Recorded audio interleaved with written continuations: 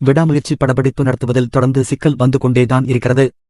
விடாமுயற்சி படம் தொடங்கியதில் இருந்து ஏதாவது ஒரு பிரச்சனை சுற்றிக் கொண்டுதான் வருகிறது.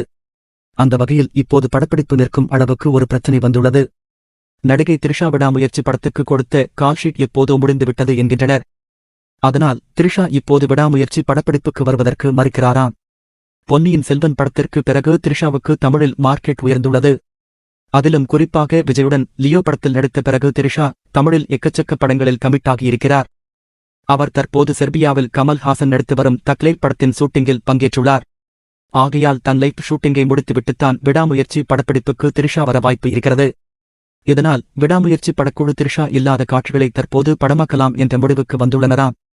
ஆனால் தற்போது விடாமுயற்சி படத்திற்கு வேறு ஒரு பிரச்சனை வந்துள்ளது.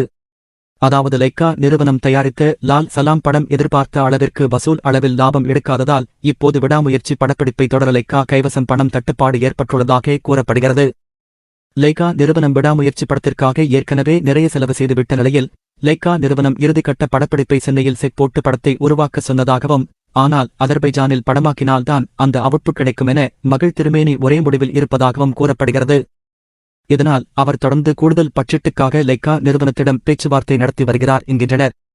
பேச்சுவார்த்தைக்கு லைக்கா நிறுவனம் சம்மதம் தெரிவித்தால்தான் மீண்டும் விடாமுயற்சி படத்தின் படப்பிடிப்பை தொடங்கும் என்றும் கூறுகின்றனர். இந்த தகவல் எந்த அளவிற்கு உண்மை என்பது தெரியவில்லை.